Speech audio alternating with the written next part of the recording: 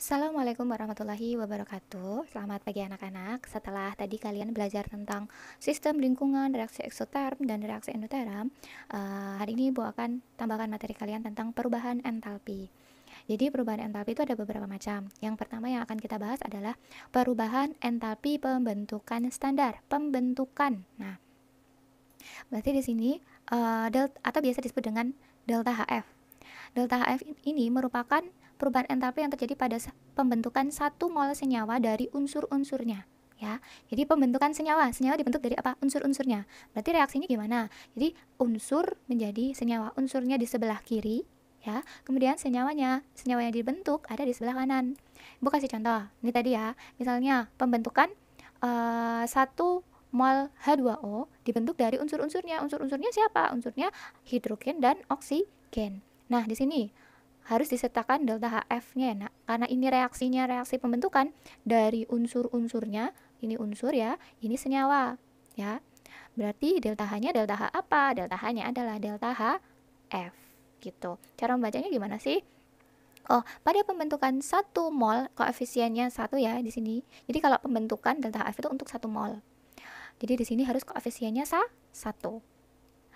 Pembentukan 1 mol H2O dari unsur hidrogen dan oksigen dibebaskan energi sebesar 285,85 kJ, ya. Tandanya negatif artinya apa? Dibebaskan energi atau melepaskan energi. Reaksinya adalah reaksi eksoterm. Oke, jadi tadi delta HF itu berarti dari unsur jadi senyawa. Contoh dari delta HF ya, Nak. Di sini ada contoh. Tuliskan persamaan termokimia untuk reaksi pembentukan NH4Cl bila diketahui delta HF NH4Cl adalah min 120 kJ per mol. Nah, di sini pembentukan NH4Cl. NH4Cl ini senyawa, dia dibentuk dari unsur-unsurnya. Unsur-unsurnya apa? Sini kan ada atom N, ada atom H, ada atom N, ada atom H, dan ada atom Cl ya. Berarti N-nya itu nanti diperoleh dari gas N2. Hanya unsur pembentuknya siapa? Unsur pembentuk H, hidrogen, itu adalah dari gas H2. Sedangkan Cl diperoleh dari siapa? Dari unsur pembentuknya siapa? Unsur pembentuknya adalah Cl2. Ya udah, tinggal kita sesuaikan tadi. Kalau delta HF tadi kan unsur jadi senyawa. Unsurnya ini ada N2 plus H2 plus Cl2 menjadi NH4Cl. Nah, ingat ya, waktu kelas 10 itu apa? Harus disetarakan. Ya namanya persamaan reaksi ya harus setara ya. Atom sebelah kiri harus sama dengan atom sebelah kanan. Yuk, gimana cara menyetarakan reaksinya? Ingat masih kelas 10 waktu kelas 10 kemarin. Ya, kita setarakan N-nya dulu. N di kiri 2, N di kanan 1, ya. Kalau dalam delta HF itu yang di kanan atau senyawa yang terbentuk itu harus koefisien 1 ya, Nak. Ya. Jadi NH4Cl-nya harus koefisiennya 1. Dia harus punya koefisien 1. Nah, berarti yang harus disamakan yang sebelah kiri. Kalau yang di kanan 1, yang di kiri 2, berarti 2 harus dikalikan setengah supaya sama nih. Setengah kali 2 kan 1 nih. Nah, kemudian lanjut ke H. H-nya di kiri 2, 2 di kanannya 4. Berarti supaya sama-sama 4 kan patokannya tadi yang sebelah sini ya. Senyawa yang terbentuk harus 1 koefisiennya. Hanya ada 4 di sebelah kanan, kiri 2. Berarti supaya sama 2, supaya jadi 4 harus dikalikan 2 ya, maka diberi koefisien 2 di depan H2. Tinggal Cl nih, Cl di kiri kan ada 2, sedangkan di kanan cuma ada 1, sama kayak tadi. Berarti yang di kiri harus dikalikan setengah. Oke, sudah nih, sudah setara nih. Setelah itu jangan lupa harus dituliskan delta H-nya. Karena ini persamaan termokimia berarti harus menyertakan delta H-nya, harga perubahan entalpinya. Karena ini reaksinya pembentukan dari unsur jadi senyawa, berarti delta H-nya adalah delta HF gitu. Oke, yang selanjutnya adalah perubahan entalpi penguraian. Kalau tadi pembentukan, sekarang penguraian. Kebalikannya ya, kalau penguraian 1 mol senyawa dari unsur-unsurnya, berarti kebalikan dari delta HF.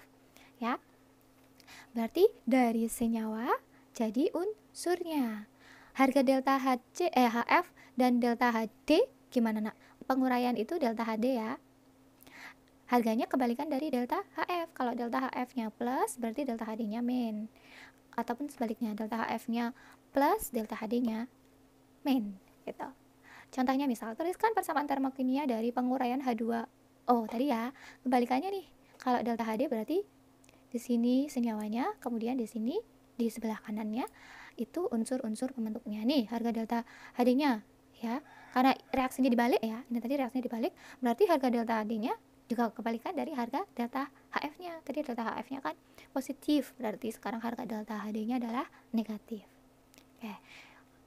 Di sini dituliskan persamaan termokimia untuk reaksi penguraian ET. Nah, ET-nya itu rumusnya adalah C2H6 yang membebaskan kalor sebesar 84,68 kJ per mol. Yuk, di sini senyawanya adalah C2H6.